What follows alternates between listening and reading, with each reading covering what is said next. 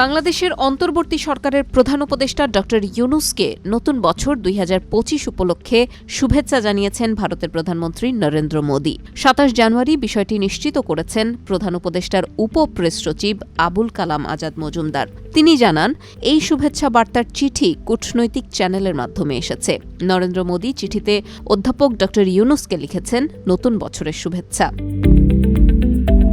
এর আগে ৮ আগস্ট বাংলাদেশের অন্তর্বর্তীকালীন সরকারের প্রধান উপদেষ্টা হিসেবে শপথ নেওয়া ড মোহাম্মদ ইউনূসকে শুভকামনা জানান ভারতের প্রধানমন্ত্রী নরেন্দ্র মোদি। তখন সামাজিক যোগাযোগ মাধ্যম এক্সে এক পোস্টে নরেন্দ্র মোদি নতুন দায়িত্ব গ্রহণ করা অধ্যাপক মোহাম্মদ ইউনূসকে শুভকামনা জানিয়ে বলেন, বাংলাদেশে খুব দ্রুত স্বাভাবিক পরিবেশ ফিরে আসবে।